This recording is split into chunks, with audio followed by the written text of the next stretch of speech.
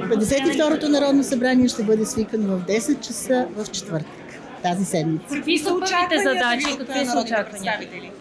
Позволете ми първо да ги кажа пред народните представители, новоизбраните народни представители, защото смятам, че така е редно, както впрочем и ще чуя с техните, как те ще изпълнят своите обещания, какви ще бъдат първите им стъпки, ще остана през цялото време. То ще направите обращение пред Народното събрание. Конституция за формиране на редовно правителство. Веднага след това, но знаете, че преди това трябва да се проведат и консултациите с парламентарните групи. Ще вървим, както винаги, по конституционните текстове. Въпросът е тези консултации веднага ли след като бъде конституирано Народното събрание? Ще ги Да, веднага ще бъде съобразено само с празниците.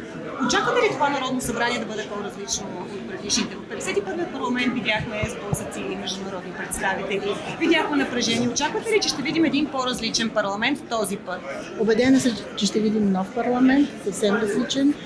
За мен най-важното е да бъде променен и сила и начина на работа в този парламент, да бъде език, който да бъде с уважение не само помежду им, но и към всички български граждани и очакваме много смели и бързи решения. Очаквате ли едно ново правителство да отвори Конституцията, именно в тази част, която вие не веднъж, както вие така и Румен Радев критикуваха, що се отнася за служебните правителства?